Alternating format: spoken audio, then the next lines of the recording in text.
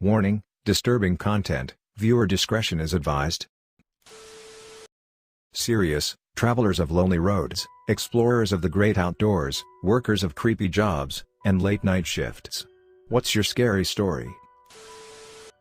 Once I was working in a restaurant and got done at around 12-ish. I always rode my bicycle to and from work. It was about 15 minutes along a bike trail next to the train tracks. This trail was constantly straight but had quite a few exits here and there. It also only had a few small parts of it lit up by street lights, so without my front bicycle light, I would be totally blind for the most part. So this one night I leave OMW home after the shift, and I notice a guy is biking behind me, which isn't too weird at that time of night in a busy, but very safe, city. It was weird that he had no lights and was still there after the first main exits, which after that, led to a small town, but I thought it might just be a coincidence. I felt a bit creeped out and thought I might just be tired, and the dark of the night is getting to me. So I decided to bike a bit slower and let this person pass. There was definitely enough room on this trail. The person started drifting along at the same speed as me and made no attempt to pass or even come closer. This is about when I'm a few minutes away from home and decide to take some random lefts and rights instead of going straight home just in case this person was following me and wouldn't find out where I live. I bike around going in random twists and turns in a suburban neighborhood, and he's still behind me. What I then did is I noticed I was heading straight for a long small dark path only for bicycles. I decided to turn into one of the houses and hide in the dark shadows from their garage. I heard this person pass the house and brake quickly in that small path. At this moment, my blood is boiling. Now I hop on my bike, and when I passed the edge of that street, I stopped and stared that person in the eyes.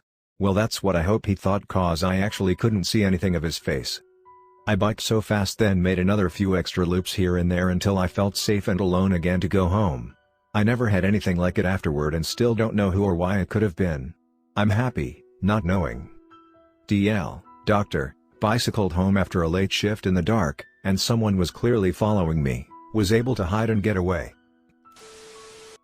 I was driving down an old highway, not heavy usage anymore, during a snowstorm in 2011. I had a pretty close call on this particular trip. I was heading to the next town over with my girlfriend at the time, and we behind an SUV on the road.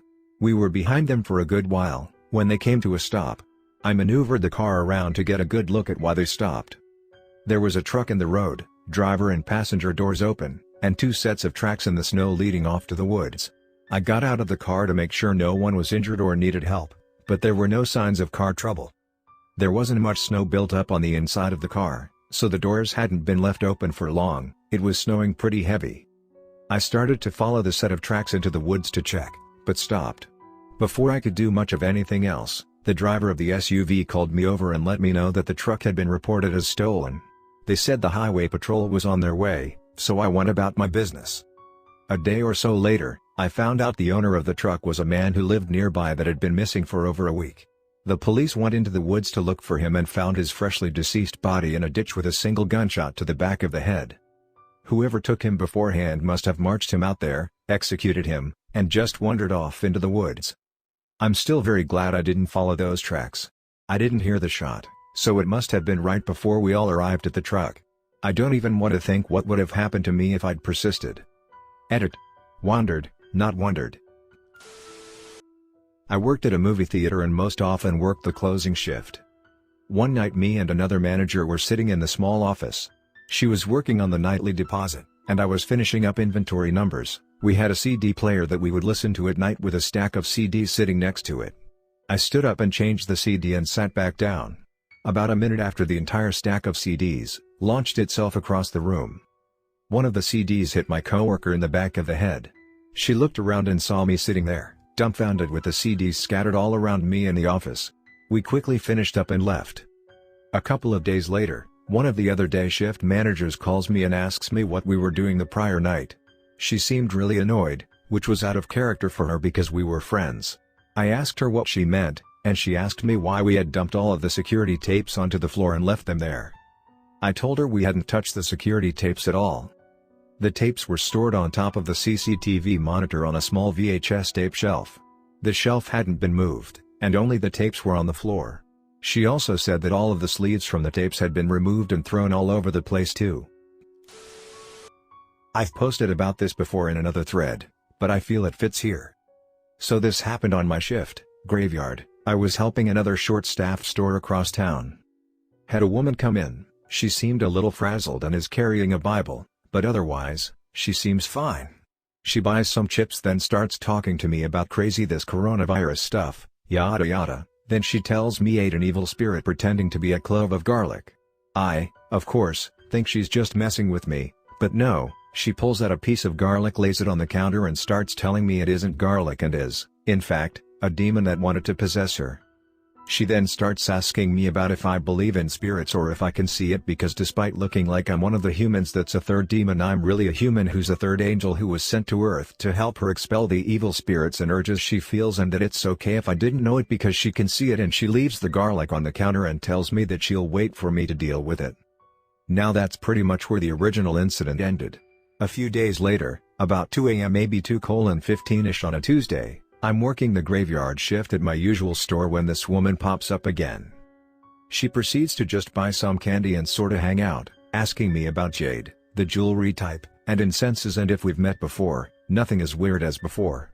Now the weird thing is I didn't hear or see her come in before she approached the counter. We have a loud ass siren thing that turns on when the doors are opened and only shuts off when they're closed.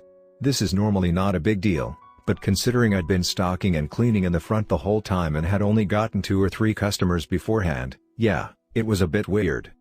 She hangs out a bit longer than rushes to the restroom and doesn't walk out of it till about 6. Says have a nice day and just walk out of the store like nothing.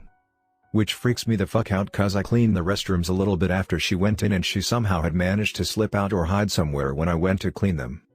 Outside of hiding in the stalls, there is nowhere to hide in the restrooms. And there's no windows to slip out of. And like a jackass, I looked up at the top of the stalls and at the ceiling thinking she had pulled a Spider-Man, but nope, she just poof. Disappeared, then reappeared and left super casual a couple hours later. TL, Dr. Customer told me she ate a demon trapped in garlic, and I was half angel. Then a few nights later, she shows up again, pulls a Houdini in the bathroom, and randomly exits the restroom and leaves the store a couple hours later. First of all, sorry for some grammar mistakes, English isn't my first language, hope you understand. Salvadoran guy here. Well, it was about 1 year ago. I recently moved alone to the capital to study. I meet some friends in the first months here. I went to the beach about 3 or 4 times before this. I'll give you context, I've a 2011 Corolla, which isn't a fast car, and sometimes I get stranded in the way. The beach is like 20 miles away, the highway isn't in the best conditions. But even this country is as dangerous as it is. This road is really safe. Well, we packed our things and got on the road. It was about half of the way, it's 10:30 p.m., and I saw a car next to the road, may have had a flat tire. I think twice before helping, because vehicle theft is known in this way, but I helped them. I stopped and see this bearded fat guy, about 30 or 35 years, obviously he is drunk. He tells me that he has a flat tire and that he cannot change it by himself. His friends do not know that he left the beach and needs to go home. He tells me that his spare tire is in the back of the car. He accompanies me to open it, and before I know it, he hits me very hard on the head. The blow pushes me towards the street and another man appears out of the bushes with a naked torso and a machete. I quickly analyze the situation, and I move around the car. None of my friends know that I stopped on the street. My phone is in the car. I am completely incommunicado. Apparently, they are both very drunk. But I am afraid that they could still attack me. I am completely helpless. I start walking around the car, with them watching me and trying to surround me. When I have a clear view of my car and the bearded man is on that side, run like a cheetah towards my car, start it as fast as I can and shoot off towards the road. I hear a shot, but I have no intention of looking back. I call the police, and as expected, they just tell me not to walk through the area at that time because there were similar calls that week. I didn't travel alone in that area again. And unfortunately, I can't stop helping good travelers. DL, Doctor, I tried to help a man with a flat tire, and I was attacked by 2 drunks, one armed with a machete. Last year I started working the graveyard shift at a newer hotel. It was built basically over the spare pasture for the farmer that still lives next door. One night I'm doing my late shift thing, which was absolutely nothing, and I was standing at the front desk browsing the internet. The front door is perfectly visible from where I was standing, and I thought I saw a flash of white out of the corner of my eye that came from that direction. There's a lot of stray cats around here, so I didn't think anything of it at first, On top of the fact that I was half asleep and there was a good chance it wasn't anything anyway, until I noticed it a second time, but much slower. I look up, and out of the sliding glass doors, I saw a giant white mass. If that was a cat, it was an absolute monstrosity. Nervously, I walked towards the door to investigate, not knowing what kind of sumo wrestling feline I was about to encounter.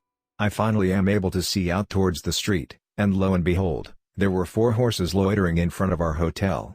I failed to put 2 and 2 together at first and had no idea where they came from, and if you can believe it, the hotel didn't provide me with any horse handling training, so I had no idea what I could do. The hotel is right next to a busy highway, and even at 3 in the morning, I was worried about the horses wandering around unattended. I ended up calling the police, and after telling them where I was, I told them, verbatim, "I don't know how to explain this, but there are unattended horses outside." I didn't see anyone show up, but the horses were back in the pasture behind the hotel the next day, so everything must have sorted itself out well in the end. I know that wasn't very scary, but it was when I experienced it. 2 of my coworkers are convinced the hotel is haunted, though, maybe they've got some better stories. I drive about 40 minutes out into the country every Saturday for band practice and am usually headed home about 1 to 2 a.m. The place we get together is not super remote, but it is all woods and farmland, and the road is basically empty that late at night. One night, I saw a set of luminous eyes right on the tree line on the opposite side of the road. I figured it was probably a deer because I see a handful of them every time I make the drive. Anyway, as soon as I saw the eyes, I started slowing down because deer are absolute idiots and will jump right into the path of your car with no warning, even if they see you coming from a long way off. As I was getting ready to pass by, I swear it looked like whatever it was stood up on its hind legs and ran into the woods.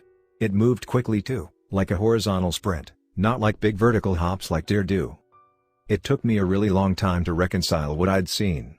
I kept telling myself, "Nah, dude. You were just tired. It was just a deer." But I've seen hundreds of deer, and this thing was too tall. And it was too skinny to be a bear. And it moved too fast to be a person, not to mention the eyes. I still have trouble wrapping my head around what that might have been. About 2 years ago, I was hiking at a local, national forest by my hometown. My family had a get-together, and been hiking there a few times, so we were kind of familiar with the area. I have geocached once there, so I was gonna try it again because it was a popular area for caching. I split off from my family, and it was just my friend who I brought in me. We were both by this giant lake, and off to the right, we saw a faint unmarked path. We decided to see if it led to anything cool, but about a couple hundred meters ahead, we smelt a horrible smell. We looked around, being curious about what was causing that god-awful smell, then my friend pointed up to a limb of a tree to a hanging deer carcass, a split right through the stomach. The deer also looked a few days old. So it hadn't been there long. There was also a cloth doll nailed into the tree. It had been worn and made things worse. I had a horrible gut feeling and looked over at my friend and said, "Bro, let's get the fuck out of here." We got out of there faster than we came. It was almost like a ritual. We agreed not to tell anyone there with us about what we found. I haven't been to the place since, but I really hope no one else had stumbled upon what we found in the woods that day.